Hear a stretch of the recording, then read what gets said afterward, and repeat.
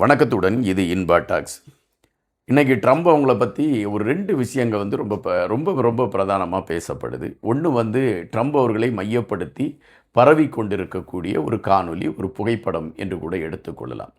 அப்படி என்ன காணொளி ட்ரம்ப் அவர்களை மையப்படுத்தி பாடுகிறது, அது அமெரிக்கர்களுக்கு பெரும் சங்கடத்தை உருவாக்கி இருக்கிறது என்ற செய்தி எடுத்து வைக்கப்படுகிறது. இன்னொன்று, இந்த ஈரான் போரை நிறுத்த வேண்டும் என்று அமெரிக்கா நாடாளுமன்றத்தில் வாக்கெடுப்பு நடத்தி இருக்கிறார்கள். அந்த வாக்கெடுப்பு வெற்றி பெற்றிருக்கிறது. இனி அந்த வாக்கெடுப்பு செனட்டுக்கு செல்ல இருக்கிறது. செனட்டில் அந்த வாக்கெடுப்பிற்கு என்ன நிலைமை ஏற்படும்? ஒருவேளை அது வெற்றி பெறுகின்ற பட்சத்தில் ட்ரம்ப் அவர்களுடைய ஆட்சிக்கு அது சிக்கலாக மாறுமா? அந்த ஈரான் போர் தேவையற்ற போர் என்கின்ற களத்தை நோக்கி அது செல்லக்கூடிய ஒன்றாக மாறுமா என்கின்ற கேள்விகள் எழும்பியிருக்கின்றன. இந்த காணொளியில் நாம் அதை குறித்து பார்க்கலாம். முதலில் ட்ரம்ப் அவர்களை மையப்படுத்தி பரவி இருக்கக்கூடிய ஒரு காணொளி அல்லது புகைப்படம்.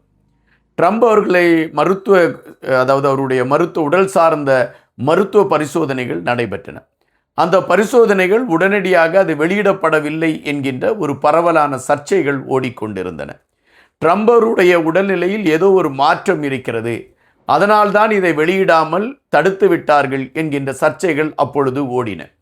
ஆனால் அதை குறித்து யாரும் அதற்கு உடனடியாக பயந்து போய் இதுதான் ட்ரம்ப் அவருடைய உடல்நிலை குறித்த மருத்துவ அறிக்கைகள் என்கின்ற அந்த களத்தை எல்லாம் யாரும் எடுக்கவில்லை. அதன் பின்பு சில செய்திகள் வெளிவந்தன. அதாவது ட்ரம்ப் அவருடைய கைகள் வீங்கி விடுகிறது, அவருடைய இரத்த தமனிகள் ஒரு சிவப்பு நிறத்தோடு இருக்கக்கூடிய களங்கும் அவருடைய கைகள் பகுதிகளில் மிகப்பெரிய மாற்றங்கள் இருக்கக்கூடிய காரணத்தினால் அது வெளியே தெரியக்கூடாது என்கின்ற அடிப்படையில் அவர் கையுறைகளை அணிந்து கொண்டு அவர் நிகழ்ச்சிகளுக்கு செல்கிறார் என்கின்ற ஒரு செய்தி பரவலாக பேசப்பட்டது. இன்னும் சிலர் எடுத்து வைத்த கருத்து, ட்ரம்ப் அவருடைய உடல்நிலைக்கு என்ன ஆயிற்று, ட்ரம்ப் அவர்கள் உண்மையிலே உடல்நிலையில் பாதிக்கப்பட்டு இருக்கிறாரா என்கின்ற கேள்விகளும் பல ஊடகங்கள் எடுத்து வைத்தன. ஆனால் இன்னொரு செய்தியும் அப்பொழுது சொன்னார்கள், வயது மூப்பின் காரணமாக ட்ரம்ப் அவர்களுக்கு இது போன்ற அசதிகள் ஏற்படுவது இயற்கையாக இருக்கிறது. எனவே அவர் எவ்வளவு நாள் இந்த அதிபர் பதவியில் தொடர்வார் என்பதே பெரும் கேள்வியாக இருக்கிறது என்கின்ற இன்னொரு விமர்சனமும் எடுத்து வைக்கப்பட்டது. தற்பொழுது ட்ரம்ப் அவர்களை மையப்படுத்தி பரவி இருக்கக்கூடிய காணொளி அல்லது புகைப்படம், அதாவது அமெரிக்காவின் உயரதிகாரிகள் மையப்படுத்திய ஒரு கூட்டம் நடைபெறுகிறது.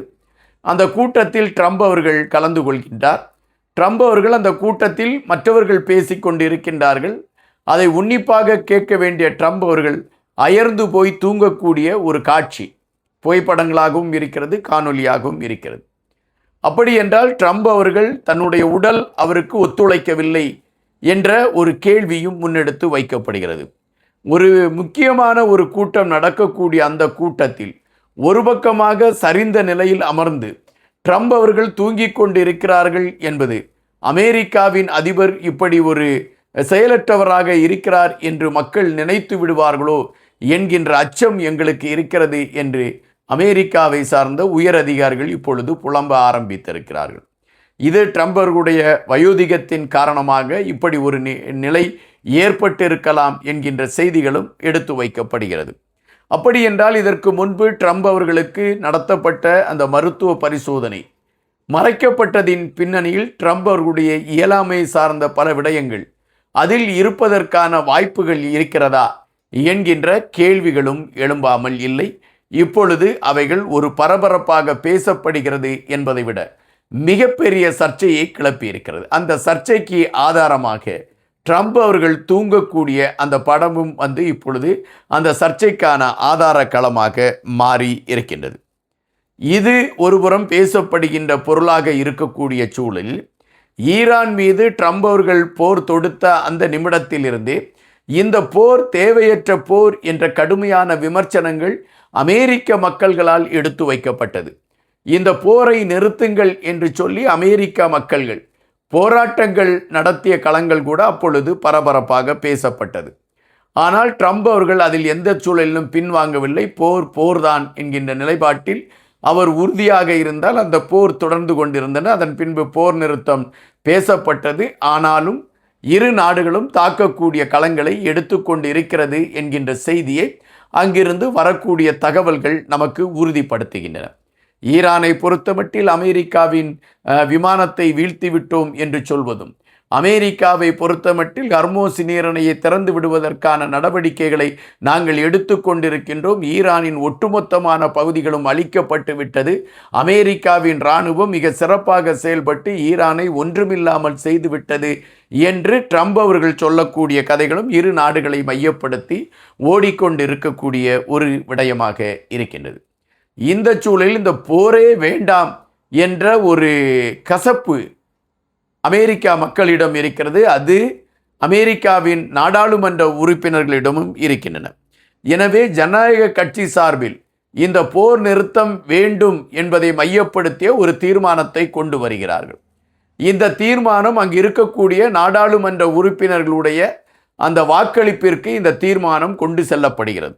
வாக்களிப்புக்கு கொண்டு செல்லப்படுகின்ற பொழுது ஆளும் கட்சியாக இருக்கக்கூடிய ட்ரம்ப் அவர்களுக்கு ஆதரவாகத்தான் இந்த வாக்குப்பதிவு நடந்திருக்க வேண்டும். ஆனால் ட்ரம்ப் அவர்களோடு பயணித்து கொண்டிருக்கக்கூடிய 4 நாடாளுமன்ற உறுப்பினர்கள் இந்த தீர்மானத்தை ஆதரித்து, போர் நிறுத்தம் செய்ய வேண்டும் என்று ஜனநாயக கட்சி சார்பில் எடுத்து வைத்த அந்த கருத்துக்களை ஏற்றுக்கொண்டு ட்ரம்ப் அவர்களுடைய கட்சியை சார்ந்த 4 பேர் ஆதரவு வாக்குகளை அளித்து விட்டார்கள். இதில் ஆதரவாக விழுந்த வாக்கு 215, எதிர்ப்பாக விழுந்த வாக்கு 208. இதில் 4 வாக்குகள் கைமாறி இந்த ஆதரவான அந்த களத்திற்கு வந்திருக்கின்றன. அப்படி என்றால் இந்த 4 பேர் ட்ரம்பருடைய அந்த போர் என்கின்ற விடயத்தை விரும்பாதவர்கள் என்ற கணக்கீட்டில் கூட இதை பார்த்து கொள்ளலாம், அதை அப்படி கூட வைத்துக் கொள்ளலாம். இப்பொழுது இந்த தீர்மானம், ஈரான் மீது போர் என்பது நிறுத்தப்பட வேண்டும் என்கின்ற இந்த தீர்மானம் இப்பொழுது அந்த நாடாளுமன்றத்தில் அது நிறைவேற்றப்பட்டு விட்டது.